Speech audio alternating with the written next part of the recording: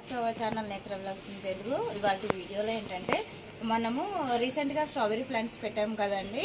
అయితే ఇప్పుడు చూస్తున్నారు కదా ఎలా ఉన్నాయో. ఇలా పెట్టినప్పుడు మనకి వాటరింగ్ ఇస్తూ ఉంటాం కదండి.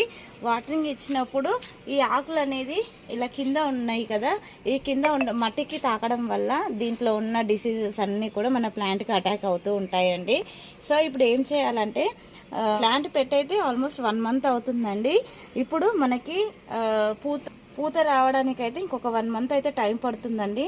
సో ఇప్పుడు ఏం చేయాలంటే, కింద మనకు సాయిల్కి అయితే ఆనుకొని ఉంటాయి కదండి, అవైతే ఇలాగా మనము కట్ చేసుకోవాలండి. అది కట్ చేసుకోకపోతే ఏమవుతుందంటే, దీనికి ఉన్న డిసీజ్ అంతా కూడా ఇలాగా చూస్తున్నారు కదా, ఇలాగా ఆకులు ఎండిపోయి ప్లాంట్ మొత్తం కూడా ఎండిపోయే ఛాన్స్ ఉంటుందండి. వీటికి చూసారు కదండి, ఆల్రెడీ మా ప్లాంట్కి అయితే వావ్ సక్కర్స్ వచ్చేసి రూట్స్ కూడా వచ్చేసాయండి. ఆల్రెడీ చూస్తున్నారు కదా, సాయిల్లోకి వెళ్ళిపోయింది. ఇక్కడ చూస్తే ఇదిగో, ఇక్కడ చూపి ఇదిగో రూట్స్ వచ్చేసాయి. చూసారు కదండి, రూట్స్ చిన్నగా రూట్స్ అయితే వచ్చేసాయండి మనకి. చూస్తున్నారు కదా, ఇక్కడ కూడా రన్నర్స్ అయితే స్టార్ట్ అయిపోయాయండి. ఇలా రన్నర్స్ వచ్చేటప్పుడు మనం ఎక్కువగా ఎంకరేజ్ చేయొద్దండి. ఎక్కువ ఎంకరేజ్ చేస్తే ఏమవుతుందంటే, మనకి పూత కాపు అనేది తొందరగా రాదు. మనం ఇచ్చిన ఫర్టిలైజర్ అన్నీ కూడా ఈ సక్కర్స్ తీసుకొని ఇవి ఎక్కువ డెవలప్ అవుతూ ఉంటాయండి. సో మనకి ఎంతవరకు అవసరమే అంతవరకు మాత్రమే ఉంచుకొని, మిగతా అయితే సక్కర్స్ వచ్చినప్పుడు కట్ చేసుకుంటే బెటర్ అండి. పూత పింద అనేది వస్తుంది. మన ప్రతి ప్లాంట్కు సక్కర్స్ వచ్చాయి చూడండి, ఇక్కడ కూడా వస్తుంది.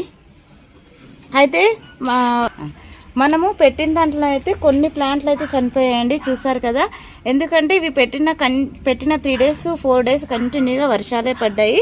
మనం పాట్స్లో పెట్టాం కదా, అవి చూస్తున్నారు కదండి. ఇక్కడ ఒక ప్లాంట్ చనిపోయింది, అక్కడ ఒకటైతే ఉందండి. ఇక్కడ అన్నీ కూడా మనకి ఆల్మోస్ట్ 1-2 చనిపోయాయి, మిగతా అన్నీ సర్వే అయినాయండి. ఇలాగా ఎండిపోయిన అన్నీ కట్ చేసుకొని ఇప్పుడు దీని కింద మనము దీనికి ఫర్టిలైజర్ ఇద్దామండి. ఆల్మోస్ట్ 1 మంత్ అవుతుంది కదా పెట్టేసి, ఫెర్టిలైజర్ ఇచ్చేసి దీనికైతే మనం మొత్తం కూడా గడ్డి ఇట్లా కింద గడ్డి వేసామనుకో, ఆకులు అనేవి కింద రావు, వచ్చిన ఫ్రూట్స్ కూడా కింద ఆలకుండా ప్లాంట్ అనేది చాలా హెల్తీగా గ్రో అవుతుంది. వచ్చిన ఫ్రూట్స్ కూడా ప్రతి పూత కూడా పిందగా అయితే మారుతుందండి. అయితే ఇప్పుడు ఇలాగా మన ప్లాంట్లకు ఉన్న ఎండిపోయిన ఆకులన్నీ కూడా కట్ చేసేసుకోవాలండి. ఎలాంటి వీడు ఉండొద్దు, వీడు లేకుండా మొత్తం కూడా ఇలా తీసేసుకుందాము. చూస్తున్నారు కదండి, ఇలాగా సాయిల్ కానితే ఇలా అయిపోతాయి మన కాకులు అనేటివి.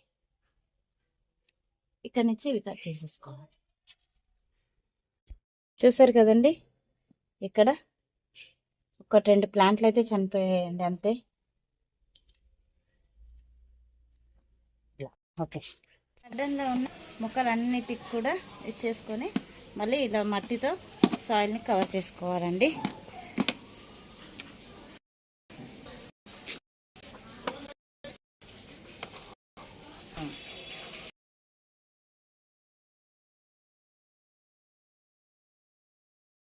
ఇప్పుడు మనము 1 మంత్ అవుతుంది కదండి. ఇప్పుడు పూత పిందె రావడం కోసం అయితే ఇది స్ట్రీమ్డ్ బోన్ మీల్ అండి.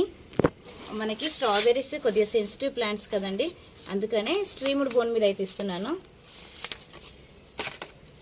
ఇంకా ఇది ఫ్లవరింగ్ కోసం అండి, ఫ్లవర్స్ ఎక్కువ రావడం కోసము మస్టర్డ్ కేకు, కాయలు బాగా కాయడం కోసం బోన్ మీల్ అండి. ఈ రెండు ఇలా కలిపేసుకొని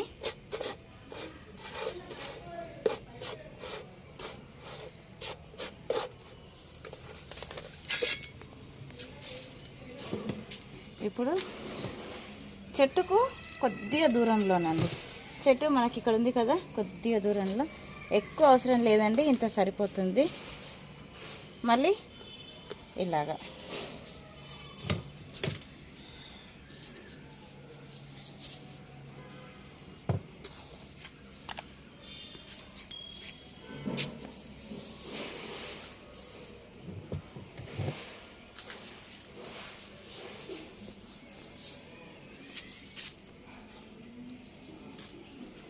ఇలా ఇవ్వడం వల్ల పూత పింద అనేది త్వరగా వచ్చి కాయలు అనేది మంచి సైజు కాస్తాయి. అలాగే చాలా హీల్డ్ అనేది చాలా బాగా వస్తుందండి.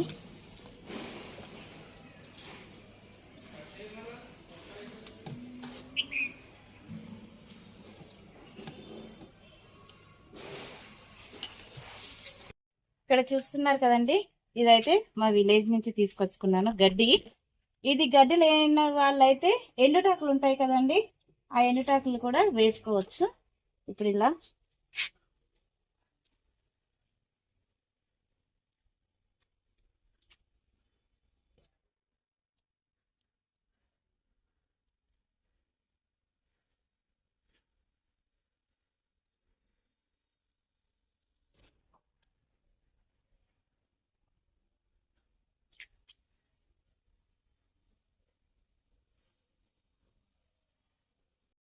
ఇలాగ పెట్టడం వల్ల మనకి ఆకులు అనేది సాయిల్కి టచ్ అవ్వకుండా ఉంటాయి.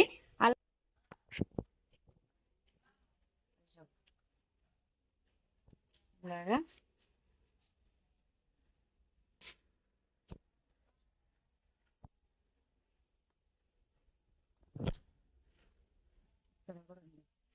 బాగుంటుంది.